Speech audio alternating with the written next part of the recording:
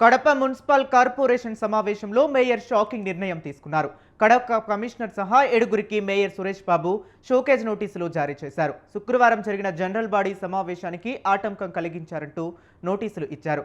GHMC act 1955 section 88 ప్రకారం తనకు ఇచ్చిన అధికారాలకు అనుగుణంగానే చర్యలు తీసుకుంటున్నట్లు మేయర్ సురేష్ బాబు వెల్లడించారు. Commissioner Manoj Reddy, additional municipal commissioner Rakesh Chandra, municipal corporation secretary Rajasekhar, SC Chennakesavareddy, city planner Venkataramana, health officer Chandrasekhar, revenue officer కన్నయ్యలకు నోటీసులు ఇచ్చారు.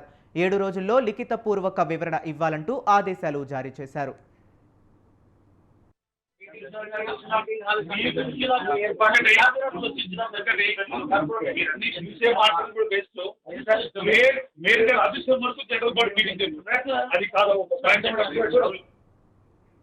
ఇక ఇదే అంశానికి సంబంధించి మరింత సమాచారాన్ని మా కరెస్పాండెంట్ సుబ్బారెడ్డి ఫోన్ లైన్ లో అందిస్తారు. సుబ్బారెడ్డి, చెప్పండి. ఈ నెల 20వ తేదీ ఏదైతే కడప కార్పొరేషన్ కు సంబంధించినటువంటి జరిగినటువంటి సమావేశం ఏదైతుందో ఆ సమావేశానికి విధులను ఉద్దేశపూర్వకంగానే విస్మరించి జీహెచ్ఎంసీ చట్టం 1955 సెక్షన్ 88 ప్రకారము సర్వసభ్య సమావేశానికి హాజరు కాకపోవడంపై వివరణ ఇవ్వాలంటూ మేయర్ సురేష్ బాబు, కమిషనర్ మనోజ్ రెడ్డితో పాటు అదనపు కమిషనర్ ఎవరైతే ఉన్నారో రాకేష్ చంద్ర, అలాగే సెక్రటరీ రాజశేఖర్, అలాగే ఇంజనీరింగ్ సెక్షన్ కి సంబంధించినటువంటి ఎస్సీ చెన్నకేశవ రెడ్డితో పాటు రెవెన్యూ విభాగానికి చెందినటువంటి కన్నయ్య, అలాగే నగర పాలకులకు సంబంధించినటువంటి వైద్యాధికారి ఎవరైతే ఉన్నారో చంద్రశేఖర్, వీళ్ళందరికీ కూడా అంటే కమిషనర్ తో పాటు మరో 7 మందికి షోకాస్ నోటీసులు జారీ చేయడం జరిగింది.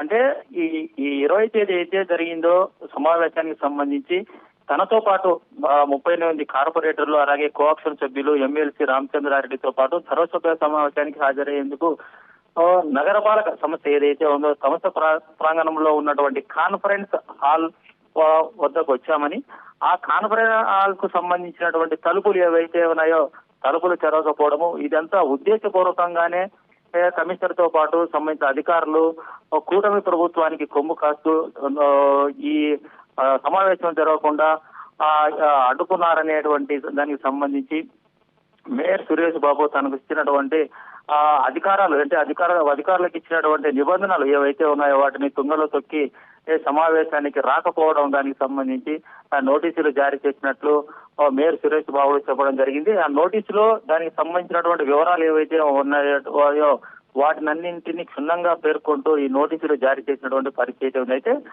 ఈ సమావేశానికి మధ్యాహ్నం అంటే 20వ తేదీ ఈ శుక్రవారం జరిగినటువంటి సమావేశం ఏదైతే ఉందో దానికి మధ్యాహ్నం 12 గంటల వరకు వేచి చూసినా కూడా, అంటే కాన్ఫరెన్స్ హాల్లో వేచి చూసినా కూడా అధికారులు రాకపోవడము, తర్వాత దానికి సంబంధించినటువంటి అత్యవసర పరిస్థితులు, అలాగే చట్టపరమైనటువంటి అంటే హైకోర్టు ఆదేశాలను కూడా తుంగలో తొక్కి ఈ కాన్ఫరెన్స్ సంబంధించినటువంటి హైకోర్టు ఆదేశాలు ఏవైతే ఇచ్చినాయో వాటిని కూడా ఈ సంబంధిత కమిషనర్ తో పాటు అధికారులు విస్మరించి ఆ కమిషనర్ సమావేశానికి రాకపోవడం దానికి సంబంధించి ఈ కమిషనర్ తో పాటు మరో 7 మందికి కూడా నోటీసులు జారీ చేసినటువంటి పరిస్థితి ఉంది. అయితే అలాగే ఈ సమావేశానికి రాకపోవడంతో పాటు అనంతరం మధ్యాహ్నం 1:30కు కాన్ఫరెన్స్ హాల్ బయట ఏదైతే ఉందో కాన్ఫరెన్స్ హాల్ బయట నిర్వహించినటువంటి సమావేశంలో అందుకు సంబంధించిన అజెండా కాపీలో ఉన్నటువంటి ఏవైతే ఉన్నాయో వాటిని తీర్మానం చేసుకుంటూ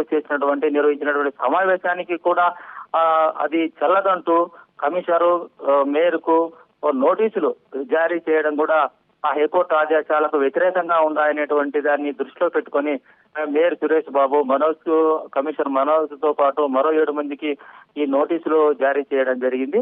అయితే ఈ జారీ చేసినటువంటి నోటీసులకు సంబంధించి 7 రోజుల్లోగా ఖచ్చితంగా దానికి సంబంధించి లిఖితపూర్వక సమాధానం ఇవ్వాలనేటువంటిది కూడా మేయర్ ఇచ్చినటువంటి నోటీసులో పేర్కోవడం జరిగింది. అయితే overall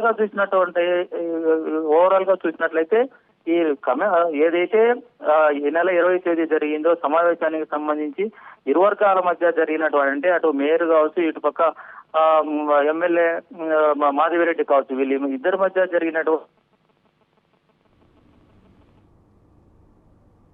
okay right. Thank you Subbareddy.